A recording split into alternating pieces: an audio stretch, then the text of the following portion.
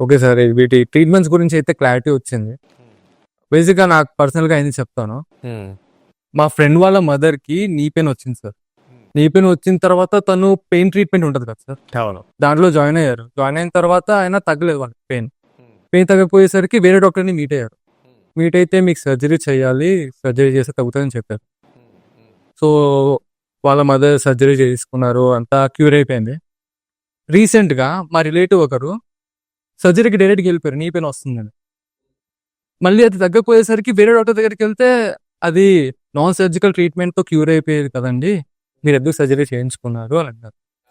అంటే ఇప్పుడు ఏమవుతుందంటే సర్జరీ అవసరం ఉన్న వాళ్ళు సర్జరీ చేసుకోవట్లేదు.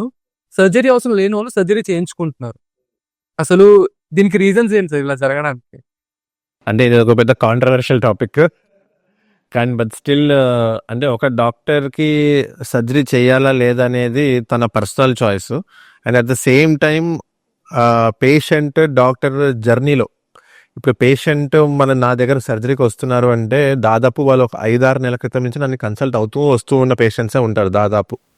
సడన్ గా పేషెంట్ వచ్చి సర్జరీ అని ఎవరు అడగరు. 10 మందిలో 2-3 ఎన్నో ఏళ్ళ నుంచి ఎక్కడో వేరే చోట డాక్టర్తో చూపించుకున్న తర్వాత మందులన్నీ వాడి ఫిజియోథెరపీ చేసుకొని ఏమీ తగ్గట్లేదంటే కొంతమంది పేషెంట్స్ డైరెక్ట్గా సార్ మాకు అన్ని ట్రీట్మెంట్ అన్ని వాడేసాం, మాకేం నొప్పులు తగ్గట్లేదు, ఫిజియోథెరపీ చేస్తా, మందులు వాడినా, ఇంజెక్షన్స్ తీసుకున్నా ఏమీ తగ్గట్లేదు, సర్జరీ కోసమే వచ్చాం సార్, మీరు మాకు మీ గురించి మేము చాలా చోట్ల విన్నాము, డిజిటల్ మీడియాలో కానీ లేదంటే through word of mouth patients ద్వారా విని మీరు ఆపరేషన్లు బాగా చేస్తున్నారు, చాలా బాగుంది అని చెప్పిన తర్వాత మేము ఇంత దూరం ప్రయాణించి, ఎందుకంటే నాకు patients through out the country వస్తారు, ఇండియా నుంచి కొంతమంది పేషెంట్స్ యుఎస్ నుంచి, దుబాయ్ నుంచి కూడా వస్తూ ఉంటారు పేషెంట్స్.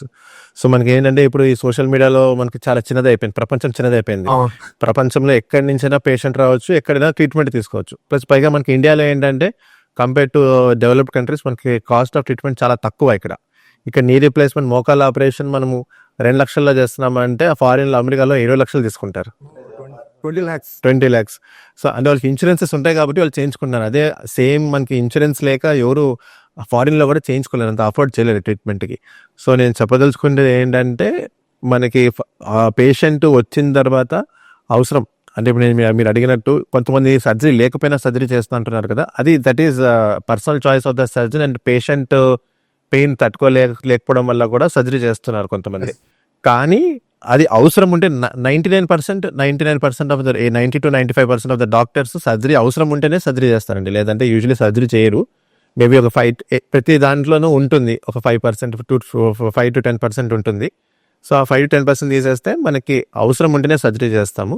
అవసరం లేకపోతే ఫస్ట్ కన్జర్వేటివ్ మేనేజ్మెంట్ అంటాం. కన్జర్వేటివ్ అంటే సర్జరీ లేకుండా మందులతో, ఎక్సర్సైజులతో, ఫిజియోథెరపీతో, ఇంజెక్షన్స్తో ట్రీట్మెంట్ ఇస్తాం. ఇవన్నీ ఒక 2-3 నెలలు 4 నెలలు ట్రై చేస్తాం. ట్రై చేసిన తర్వాత కూడా తగ్గట్లేదు, ఇంకా ఫైనల్ ఆప్షన్ సర్జరీ అంటేనే సర్జరీకి వెళ్తాం.